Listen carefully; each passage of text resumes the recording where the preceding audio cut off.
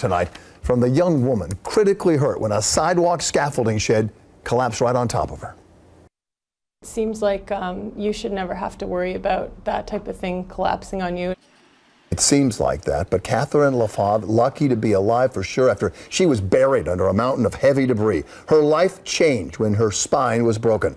The accident triggering its own mountain of stories into scaffolding safety by our investigative reporter, Jim Hoffer. And Jim's here now with the latest. Jim?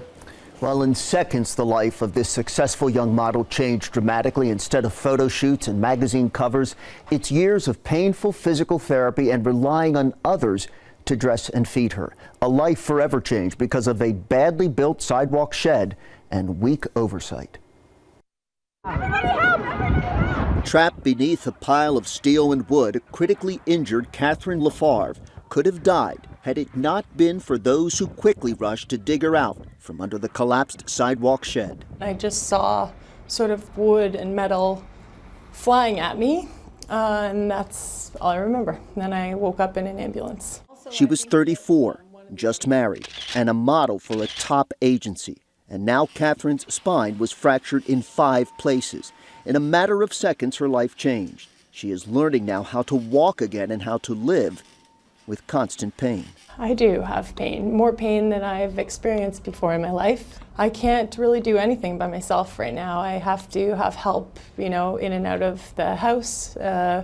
I can't really stand long enough to make my own food. In her first interview since last November's shed collapse, Catherine is hoping that by providing a glimpse into her life-altering struggle, it will shake a complacent city council and mayor to do something about the growing number of sheds. You should never have to worry about that type of thing collapsing on you. But with more than 7,000 sheds covering 270 miles of busy city sidewalks, New Yorkers increasingly do worry. Just a few weeks ago, not far from where Catherine was injured, another scaffolding collapsed. Amazingly, no one was injured. And just last week, winds blew down a huge sidewalk shed, damaging cars at a Coney Island apartment building. We, as New Yorkers, have the right to walk down the streets of New York and feel safe. Catherine's attorney says it's unacceptable that many of these sheds are allowed to stay up for years with no one really inspecting them. This presents a danger to the public.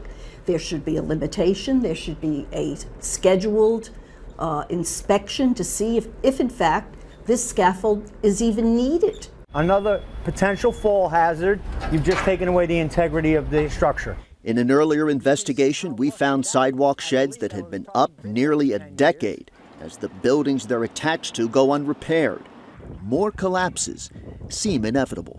34 years old and kind of like an infant at this point because I need help with everything I do. The engineer who designed the sidewalk shed is barred from doing work in the city forever. There is a bill before City Council that would put a 6-month limit on sidewalk sheds, and if it passes, no longer will building owners be allowed to take years to make building repairs.